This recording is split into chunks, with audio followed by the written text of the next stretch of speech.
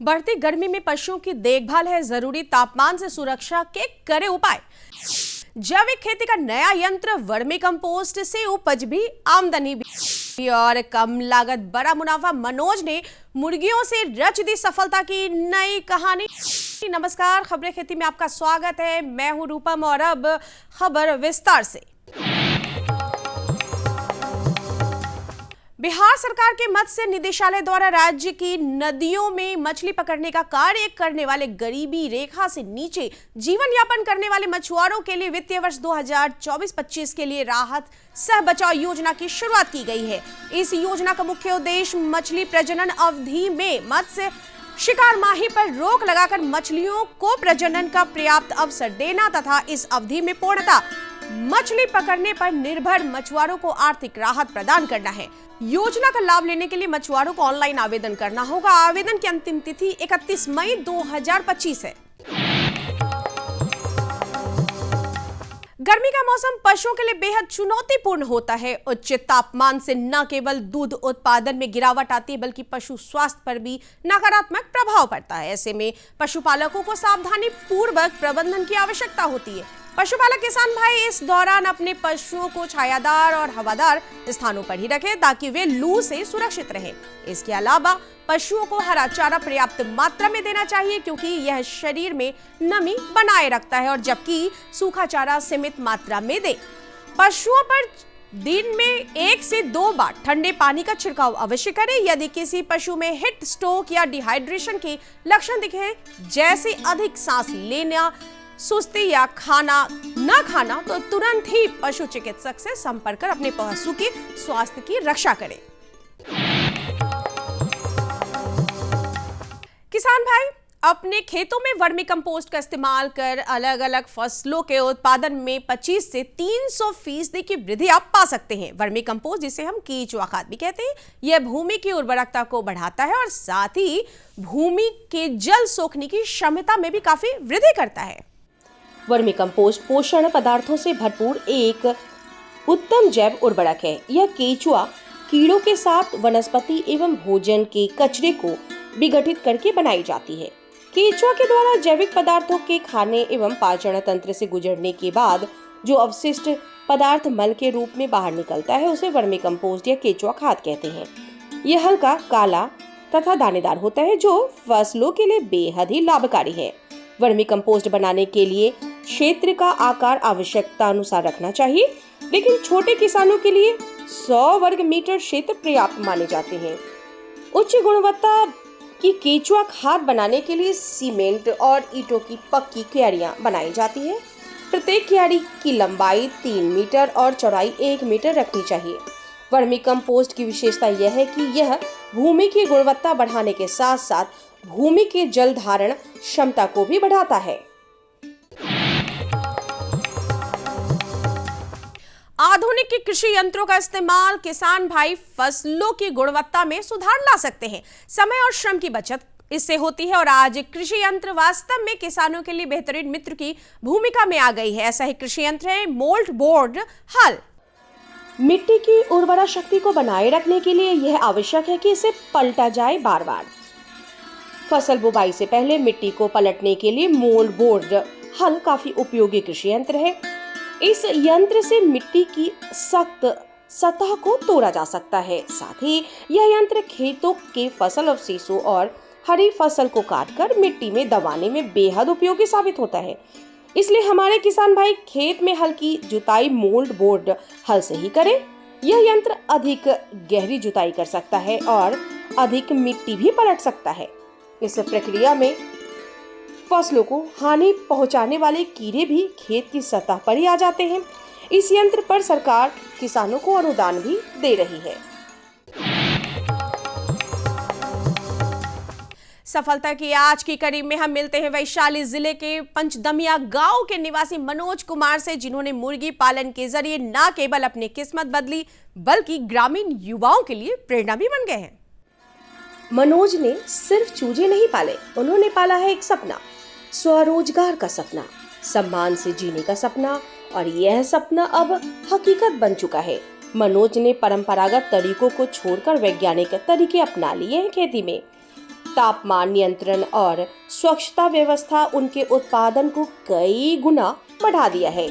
आज मनोज का poultry farm सालाना 5 से 7 लाख का टर्नओवर करता है। वे न केवल वैशाली में बल्कि आसपास के जिलों में अपने बॉयलर चूजों की सप्लाई करते हैं। जाहिर सी बात है, मनोज ने मुर्गी पालन को न सिर्फ एक व्यवसाय बनाया बल्कि उससे आत्मनिर्भरता और सामुदायिक विकास का रास्ता भी खोल दिया है। एक चिक्स को तैयार करने में 95 रुपया लगता है। मैक्सिमम 1 महीना में 1.25 kg का हो जाता है। उसके बाद हम लोग मार्केट में बेच देते हैं। ऐसे मेरे पास में अभी 12,000 चिक्स हैं। एक ही डेट का 12,000 चिक्स डाला हुआ है। ये पूरा पूंजी उसी से जो कितना कैपिटल लगा हुआ है? कैपिटल अभी तत्काल मेरे पास में 15 लाख रुपया से ऊपर का ये पूंजी इसमें लग चुका है। और फिर जैसे जैसे ही बड़ा होगा वैसे वैसे इसका कीमत बढ़ते चला जाएगा। इसका मतलब कि लागत पूंजी बढ़ेगा। उसके बाद इसको हम लोग मार्केट में बेच लेते हैं। आइए अब एक नजर डालते हैं मंडी के ताजा भाव पर। आइए एक नजर डालते हैं राजधानी पटना के सब्जी मंडी में और जानते हैं हरे और ताजे सब्जियों का भाव। परवल 1800 से 2000 रुपए प्रति क्विंटल, करेला 2800 रुपए प्रति क्विंटल, भिंडी 2200 से 2800 रुपए प्रति क्विंटल और टमाटर 1200 से 1400 रुपए प्रति क्विंटल। और चलते चलते किसान भाइयों, आप देखिए मौसम का पूर्वानुमान।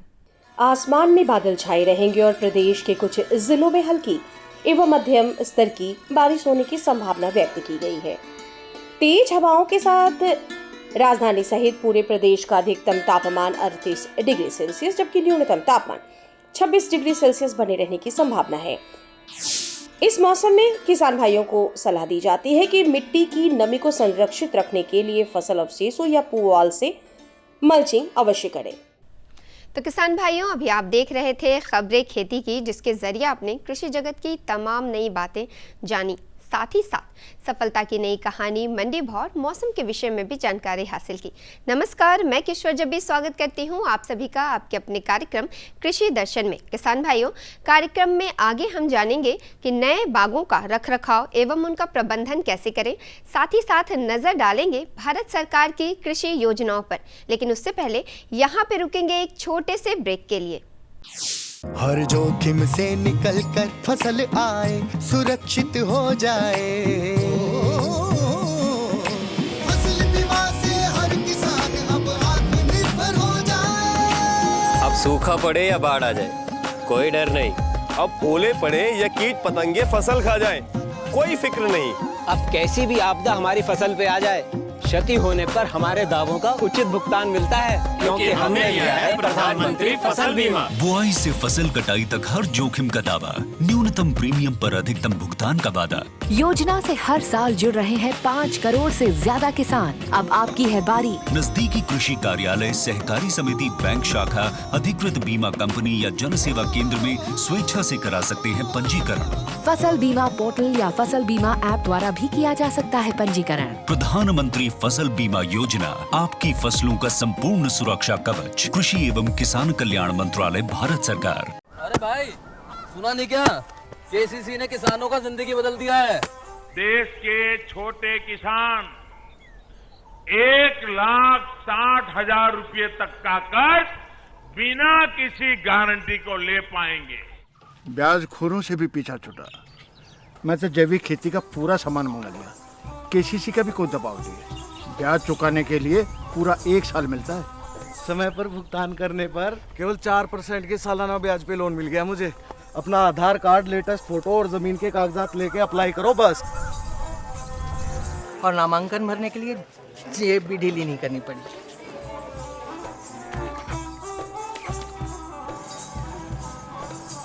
चाचा, उधार चुकाने के 24 घंटे के बाद उतने ही पैसे वापस निकाल सकते हैं। केसीसी ने किसानों की जिंदगी वाकई बदल दी है। तो आप भी किसान क्रेडिट कार्ड अपनाएं और सहजता से ऋण पाएं। ब्रेक के बाद कार्यक्रम कृषि दर्शन में आप सभी किसान भाइयों और बहनों का एक बार फिर से स्वागत है। फलों के बेहतर और अधिक उपज के लिए बागों का रखरखाव एवं उनका प्रबंधन किया जाना बेहद ही ज़रूरी है। इससे न सिर्फ बागों की सुंदरता बनी रहती है बल्कि पेड़ों में लगने वाले कीटों और रोगों का प्रकोप भी कम होता है। तो किसान भाइयों, आज हम इसी विषय में विस्तार से जानेंगे नए बागों का रखरखाव एवं उनका प्रबंधन कैसे करें। तो आइए जानने के लिए मुलाकात करते हैं हमारे कृषि विशेषज्ञ डॉक्टर प्रवीण कुमार द्विवेदी जी से। किसान भाइयों नमस्कार। कार्यक्रम कृषि दर्शन में आप सभी का एक बार फिर स्वागत है। किसान भाइयों, अभी प्रचंड गर्मी का समय है और यही वह समय है जब हम अपने बागों को लगा सकते हैं, साथ ही लगे बागों की समुचित देखभाल कर उसे एक अच्छा बाग के रूप में तब्दील कर सकते हैं। और आज इस विषय पर जानकारी देने के लिए हमारे साथ मौजूद हैं डॉक्टर प्रवीण कुमार द्विवेदी जी, जो आरा कृषि विज्ञान केंद्र के प्रभारी और वरीय कृषि वैज्ञानिक के पद पर कार्यरत हैं। डॉक्टर साहब, आपका हमारे कार्यक्रम में बहुत बहुत स्वागत है। सबसे पहले आप हमारे किसान भाइयों को बताएं कि जो नए बाग लगाएंगे तो उसके लिए क्या क्या तैयारी वे पहले से करेंगे। सबसे पहले जो नए बाग लगते हैं उसके लिए हमें ये देखना होता है कि हमें क्या क्या लगाना है। जैसे कई बार होता है कि हम सोचते हैं कि हम आम लगाएं, कई बार हम सोचते हैं कि अमरूद लगाएं, कभी हम सोचते हैं कि नहीं आम, अमरूद, आंवला, कई तरह के मिला जुला एक स्वरूप हम चाहते हैं कि हमारे बागों में हो।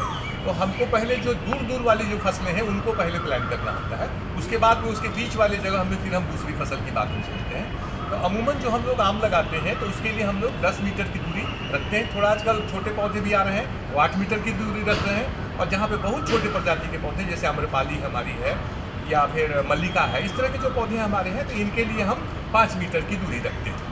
अब बात यहाँ पर आती है कि जो हमारी जो सीमा रेखा है जहाँ पर हमारा खेत खत्म होता है, तो अगर हम 10 मीटर की दूरी रखते हैं तो बाउंड्री से कम 5 मीटर अंदर दोनों तरफ से, और वो जो पॉइंट होगा वहाँ से हमारी जो है प्लांटेशन की शुरुआत होती है। और जब उसके बीच की जो जगह है उसमें हम अमरूद लगाते हैं, उसके बीच की जो जगह है उसमें हम आंवला लगा सकते हैं, उसके बीच की जो जगह है उसमें हम पपीता लगा सकते हैं। तो इस तरह की अलग अलग चीज़ें हम करते हैं। एक आजकल तो आधुनिक प्रयोग भी चल रहा है कि हम कहते हैं कि हमको ड्रिप लगाना है। तो ड्रिप को भी हम पहले क्या करते हैं कि अपना एक नक्शा बनाते हैं, लेआउट बनाते हैं, कहाँ कहाँ हमको क्या लगाना है, और उसके हिसाब से हम ड्रिप उसमें लगाते हैं और तब हम अपने बागवानी का कार्यक्रम हम शुरू करते हैं। इसके लिए खेत की तैयारी कैसे करेंगे इस समय लगाने के बाद? और देखिए, सबसे बड़ी बात क्या है कि अगर आपके खेत अभी खाली है, पारंपरिक खेती कुछ का आप कर रहे थे और नए बाग आप लगाने जा रहे हैं, तो पहले तो कोशिश करिए कि अगर आपके पास फार्म यार्ड मैन्योर, जिसको हम लोग सड़ी हुए गोबर की खाद कहते हैं, अगर वो आपको मिल जाता है तो आधा एकड़ में 1 ट्रॉली, आधा एकड़ खेत के लिए 1 ट्रॉली गोबर पर्याप्त होती है। अगर आपको किसी कारणवश गोबर की खाद नहीं मिल रही है तो आपको एक इसका विकल्प है। आजकल जहाँ जहाँ पानी लगा हुआ क्षेत्र होता है वहाँ पर जलकुंभी बहुत ज़्यादा मिलती है, तो आप हरी जलकुंभी लेकर के उसको 1-2 दिन सूखने दीजिए और उसके छोटे टुकड़े बना करके उसको कम से कम 2 से 3 इंच मोटी परत अपने खेत में डाल करके और फिर उसकी जुताई कर दीजिए। तो ये भी जो है गोबर की बहुत अच्छी भरपाई करते हैं। एक काम तो ये हमको करना है, और उसके बाद तब हमें अपने गड्ढों की तैयारी करनी है। वो जो चिन्हित जगह है जो हमने बनाया है कि 10-10 मीटर की दूरी पर, तो वहाँ पे 1 मीटर लंबा, 1 मीटर चौड़ा, 1 मीटर गहरा गड्ढा बनाएंगे और उसके मिट्टी को थोड़े दिनों तक छोड़ देंगे कि उसमें जो भी कीड़े मकोड़े या बीमारियाँ हैं, चींटियाँ हैं, वो सारे के सारे उसमें से उसका जो भी प्रदूषण है वो सब खत्म हो जाए और वो मिट्टी हमारी है। तो लगाते समय क्या क्या सावधानी बरतेंगे और कब क्या लगाने का सबसे उचित समय होगा? देखिए, अभी के जैसे कि मौसम की हम बात करें तो अभी हमारा जो टेम्परेचर चल रहा है 42 डिग्री सेंटीग्रेड टेम्परेचर चल रहा है, धूप बहुत कड़ी है।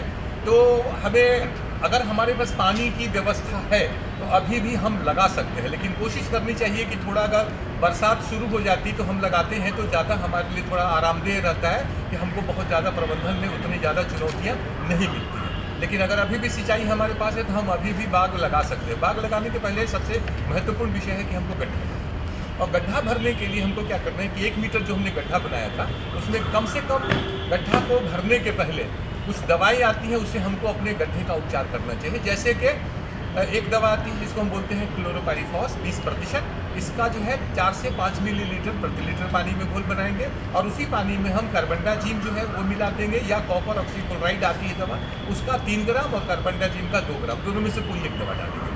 इन दोनों का घोल बना करके और हम अपने चारों दीवार में और जो नीचे का हिस्सा है उसमें अच्छी तरह से उसको एक बार उसमें हल्का छिड़काव कर देंगे। इसके बाद जो मिट्टी हमने निकाली थी उस मिट्टी के ऊपर भी हमने छिड़काव कर दिया, और जो पौधा हमें लगाना है उस पौधे पर भी लगाने के 1 से 2 दिन पहले हमने उसका छिड़काव कर दिया। तो यानी कि चारों तरफ हमने एक सुरक्षा कवच बना दिया है और अब हम पौधे लगाने जा रहे हैं। एक बात और हमें ध्यान देना है कि जब हम पौधे कहीं नर्सरी से लाते हैं तो लाने के बाद तुरंत खेतों में नहीं लगाना चाहिए। उसको 3-4 दिन कम से कम घर के पास में अपने रखना चाहिए। उससे वहाँ के वातावरण में वो पौधे जो है घुल मिल जाते हैं और तब उनको हमको अपने खेतों में लगाना चाहिए।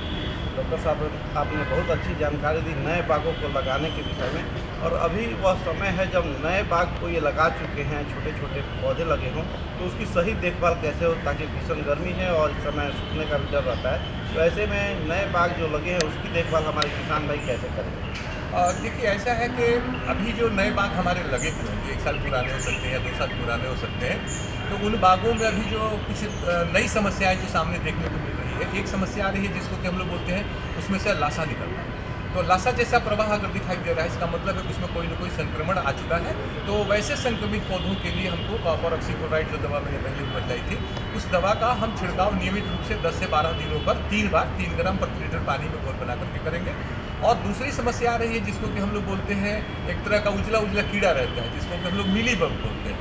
तो ये उजले कीड़े जो है पौधों को काफ़ी परेशान करते हैं। तो अगर इस तरह के कीड़े हमको दिखाई दे रहे हैं तो इमामेक्टिन बेंजोएट नाम की दवा आती है जिसका कि आधा से 1 ग्राम प्रति लीटर पानी में अगर घोल बना करके छिड़काव कर देते हैं तो ये कीड़े जो है हमारे खत्म हो जाते हैं। एक तीसरी समस्या आती है कि अचानक पौधे लगता है कि ऊपर से सूखना शुरू करते हैं, और जब सूखना शुरू किए तो वो पूरा का पूरा सूख जाते हैं। अगर आधे आधे पत्ते सूखे हुए हैं, इसका मतलब है कि हमारे खेतों में पोटास की कमी है। तो हम पोटास की जो खाद होती है, कम से कम 1 साल का जो पौधा है तो उसमें 100 ग्राम, 2 साल का पौधा है तो 200 ग्राम पोटास फिर से उसके जड़ों के आसपास दे देते हैं। तो इससे वो समस्या दूर हो जाती है। लेकिन अगर वो पोटास की समस्या नहीं, पूरा का पूरा पत्ता सूख रहा है और ऐठल रहा जैसा दिख रहा है, तो इसके कंडीशन में हमको एक दवा आती है जिसको हम बोलते हैं एजेक्सोस्ट्रोबिन एंड डाइफेनाकोनाजोल।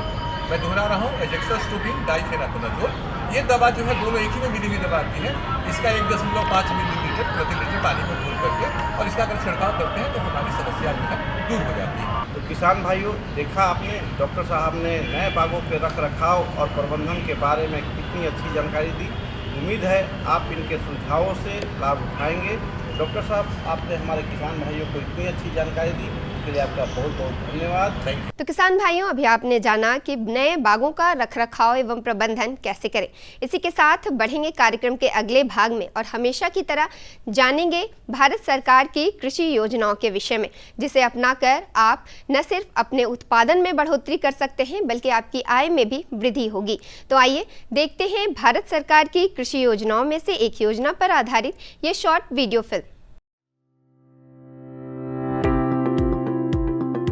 ये है नया बदलता भारत, जहां कृषि को मिल रही है तकनीक की ताकत।